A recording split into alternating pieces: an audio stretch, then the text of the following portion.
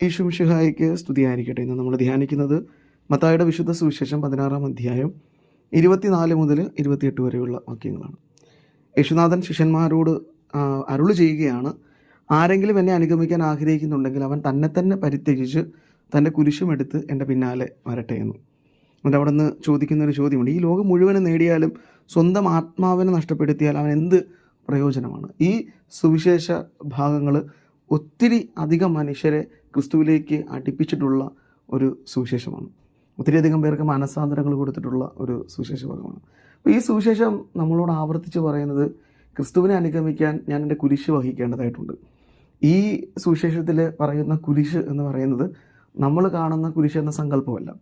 കാരണം മത്തായി സുവിശേഷം എഴുതുന്ന ആ സമയങ്ങളിൽ ഇന്ന് നമ്മൾ വണങ്ങുന്ന കുരിശ് തിരുസഭയിൽ പരസ്യ വണക്കത്തിന് ഉപയോഗിച്ചിരുന്നില്ല.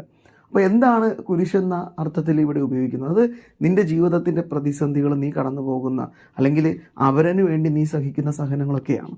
അപ്പോൾ ആ സങ്കടങ്ങളും സഹനങ്ങളും ഒക്കെ എടുത്തുകൊണ്ട് നീ നിന്നെ തന്നെ പരിത്യജിച്ച് ക്രിസ്തുവിലേക്ക് വരിക. കാരണം അന്ന് വരെ ഉണ്ടായിരുന്ന പല മതങ്ങളുടെയും പല ചിന്താരീതികളുടെയും പ്രധാന ഘടകം മനുഷ്യനായിരുന്നു.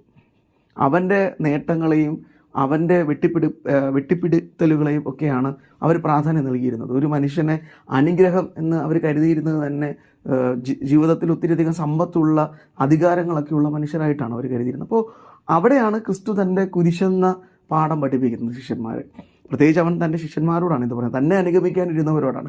ഈ അനുഗമിക്കാനിരുന്നവരിൽ പലരും ക്രിസ്തുവിനെ അനുഗമിച്ചിരുന്നത് അവൻ രാജാവാകുമെന്നും ആ രാജ്യത്തിൻ്റെ മഹത്വത്തിൽ ഇവർക്ക് ആ സമ്പന്നതയിൽ മുഴുകുവാൻ കഴിയുമെന്നുള്ള ചിന്തയിൽ നിന്നായിരുന്നു. അപ്പോൾ അതിനെയൊക്കെ മാറ്റിമറിക്കുന്ന ഒരു ചിന്ത ക്രിസ്തു അത് നൽകുകയാണ്. സമ്പത്തോ സ്ഥാനമാനങ്ങളോ അല്ല, നിന്നെ തന്നെ പരിത്യജിച്ച് കുരിശുമെടുത്തുകൊണ്ട് സഹനങ്ങളും ദുഃഖങ്ങളും ഒക്കെ എടുത്തുകൊണ്ട് എന്നെ വഹിക്കുക എന്നാണ്. അപ്പോൾ ഇവിടെ എന്താണ് എന്നെ പരിത്യജിക്കുക? ഞാൻ എന്നെ തന്നെ പൂർണ്ണമായും ഉപേക്ഷിക്കുകയാണ്. ഞാൻ എന്നെ നഷ്ടപ്പെടുത്തി ക്രിസ്തുവിനെ നേടുകയാണ്.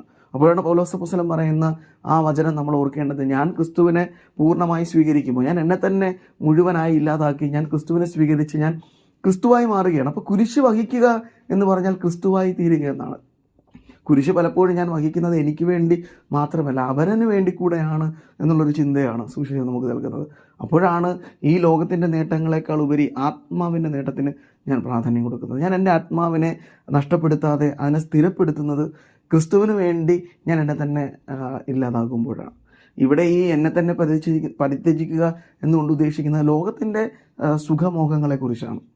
എനിക്ക് ലോകം വെച്ച് നീട്ടുന്ന അനുഗ്രഹങ്ങൾ, എനിക്ക് ലോകം വെച്ച് നീട്ടുന്ന സ്ഥാനമാനങ്ങൾ, അപ്പോൾ അതിന് പ്രാധാന്യം കൊടുക്കാതെ ക്രിസ്തുവിന് പ്രാധാന്യം കൊടുത്ത് ക്രിസ്തുവായി തീരുക, അതാണ് ഈ സ്വയം പരിത്യജിക്കൽ എന്ന് പറയുന്നത്.